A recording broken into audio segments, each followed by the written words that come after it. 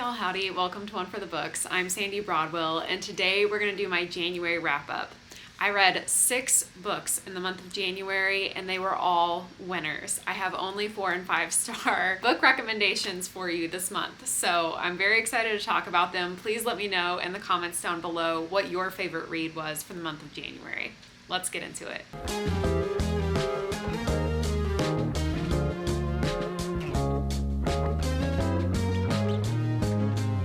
So starting with my 4-star reads, my first one is How to Become the Dark Lord and Die Trying by Django Wexler, who definitely wins the prize for a coolest author name of the month.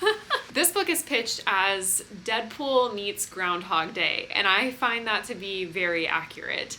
This is a story that follows a character who has found themselves transported to a magical fantasy world, and they have lived their life over and over and over and over again. And as soon as they wake up every time, this wizard comes and tells them, you are the chosen one, you have to defeat the Dark Lord. And they've done this thousands of times, and every time they die and the Dark Lord wins. And they finally, at the beginning of the story, are sick of it, and they're like, you know what? This isn't working out. Maybe this time I'll be the Dark Lord.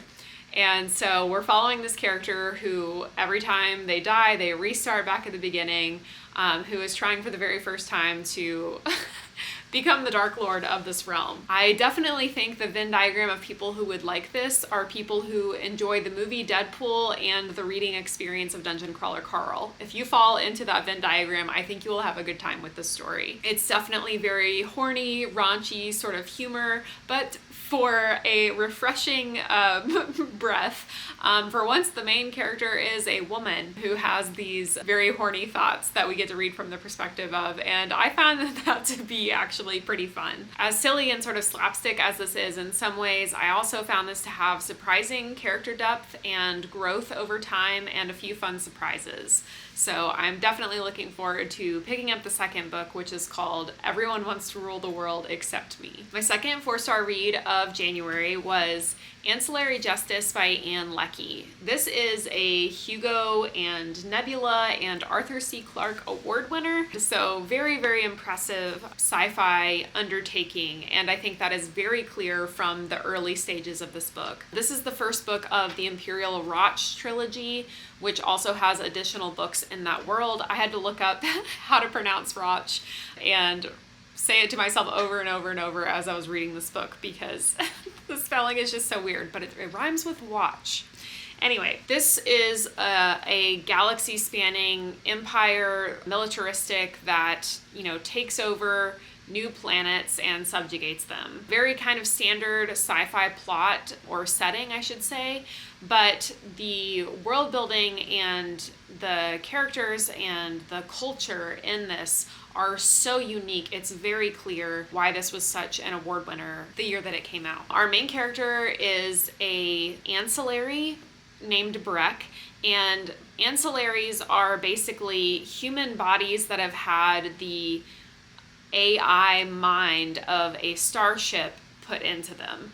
So Breck was once a part of a starship called the Justice of Turin, and like all other starships, the Justice of Turin had many ancillaries so that it could be watching lots of different things and taking care of lots of different things throughout its ship and taking care of its crew. Breck is separated from the Justice of Turin, and this is their story after they have discovered that there is a conspiracy at the heart of the Empire, and for the last 19 years, Breck has been hunting down a weapon that they think will allow them to kill the immortal Emperor. And so we join Breck on this journey right as they think they've finally found it. This, as I said, is incredibly unique and definitely stretches your mind in a way that feels like a little bit of a good sci-fi burn of a workout, and I'm very much looking forward to continuing in the series. My third 4-star book of January this year was Tress of the Emerald Sea by Brandon Sanderson, which is the most recent book that I finished. This was the first book in Brandon Sanderson's Kickstarter Secret Projects that came out a few years ago. show. Tress of the Emerald Sea is a story entirely told from the perspective of a character named Hoyd, who is a recurring character throughout the Cosmere in many of Brandon Sanderson's different series. And I really enjoyed having an entire book from Hoyd's perspective. He is a storyteller, and this story is particularly of a sort of whimsical fairy tale vibe. And so it feels a lot different than anything else I've read from Brandon Sanderson previously, and I think that speaks greatly to his talent as a writer. Tress has spent her entire life on this tiny island. The sea all around the island is made of spores, not of water. It sounds very strange, but Brandon Sanderson pulls off unique world building like no other fantasy author that I know. And one day, Tress's true love is kidnapped by an evil sorceress who also lives far away in the sea. And so Tress realizes that no one else is going to go save her true love, and so she has to undertake this for herself.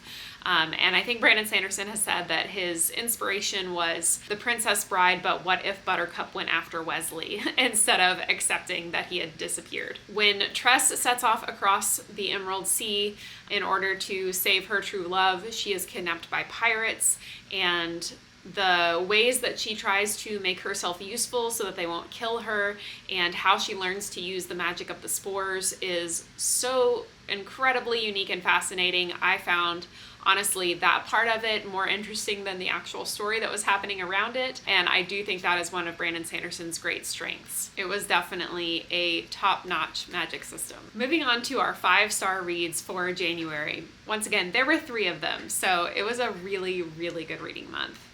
And the first of those is Hyperion by Dan Simmons. Now, this is actually book 1 and 2 together in one volume. So it has a very campy, like 1990s cover that I absolutely love.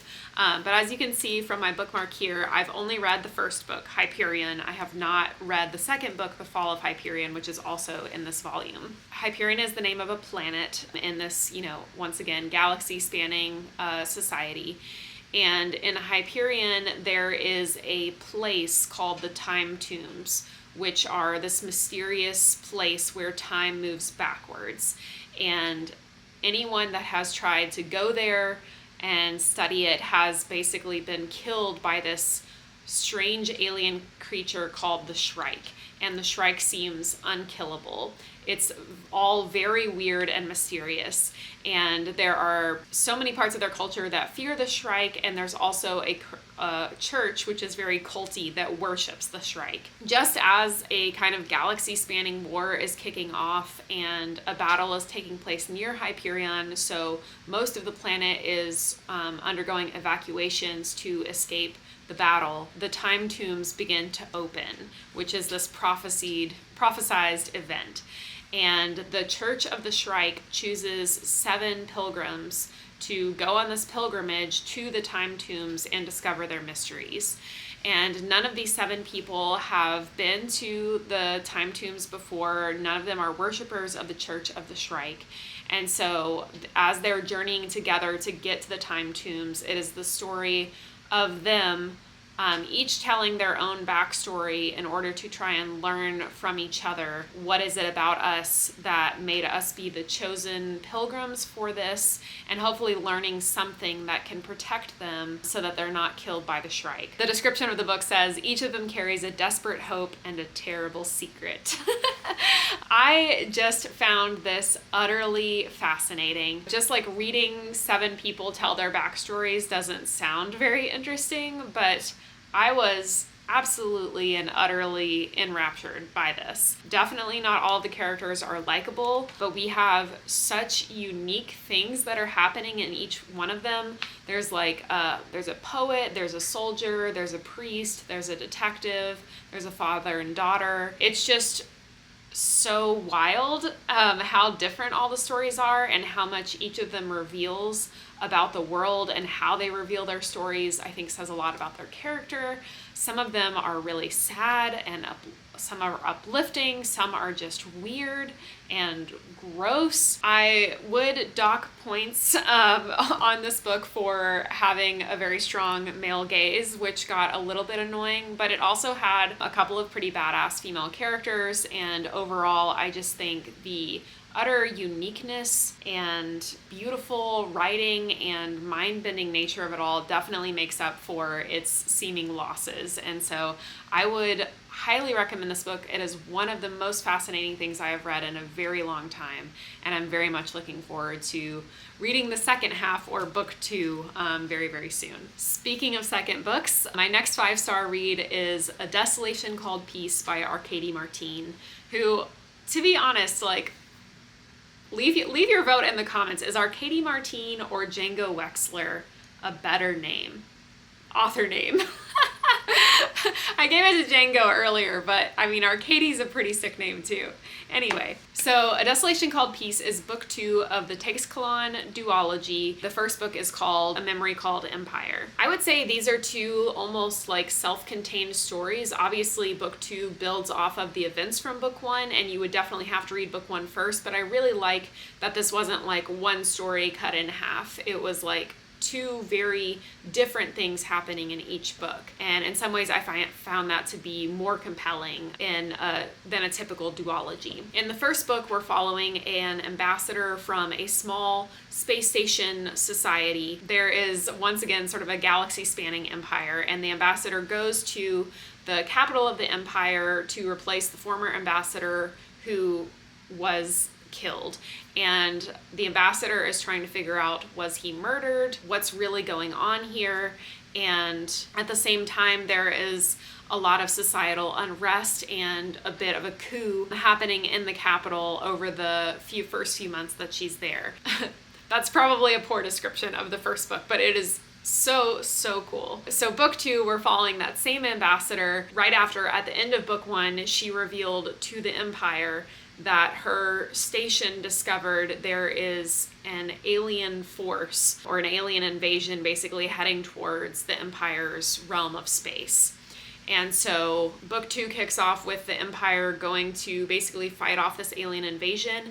And because this ambassador is really gifted with languages, she is kind of tapped and pulled in to try and make first contact and try to figure out how to communicate with these aliens that they know absolutely nothing about. And it's very sort of arrival coded in that way, which I think is always a really interesting plot of like trying to figure out how to communicate with something that is so foreign. There were additional POVs added to this book as well, including the ship's captain of the starship that she's on and the child clone of the previous emperor. And I just thought that their perspectives added so much interesting world building and depth and character dynamics. I just really thought this book had me on the edge of my seat from the very first to the very last. It was so gripping. It was so cool in a way that I feel like only sci-fi pulls off, and absolutely engaging from start to finish. And finally, my last 5-star read of January this year was Gate of the Feral Gods by Matt Dinniman. This is book 4 of the Dungeon Crawler Carl series, which, if for some reason you don't know, is the story of an alien invasion on planet Earth that immediately subjugates all Earthlings that survive and forces them into these subterranean dungeons where they are now contestants on an intergalactic alien reality TV show that's very Gladiator-esque, and they have to fight each other and fight these alien mobs and basically just try to survive for as long as they can. The main character is Carl and his ex-girlfriend's cat, Princess Donut. Princess Donut absolutely has my heart. She was my favorite character of any book that I read in 2025, and she is still the reigning queen. In this book, they are on level 5 of the dungeon. Level 5 opens up as like kind of an island bubble, and there is an air, land, and sea component, and they have to basically like capture the castle on each of the different land types in order to beat the level and be able to advance to the next. But of course, they're time constrained. If they haven't solved all the puzzles by the time the next level opens, then they die. I think everything that I need to say about this book is captured on the naked hardcover. Cats do not swim. Matt Deniman's description of Donut when she gets wet just absolutely had me cackling. As someone who has a cat and tried to take my cat on a water adventure one time and remembering the odd, unique sounds that she made during that experience, I was just flashing back so hard. I laughed out loud multiple times during this book. I had so much fun, and I cannot wait to continue on with the Dungeon Crawler Carl series. It's a delight. So that's January. Don't forget to tell me your favorite book that you read in the month of January down in the comments below, and thanks so much for hanging out and tuning in with me for a little bit today. Please be kind, read books, and hit the subscribe button below for more bookish content to come. I'll see you again soon.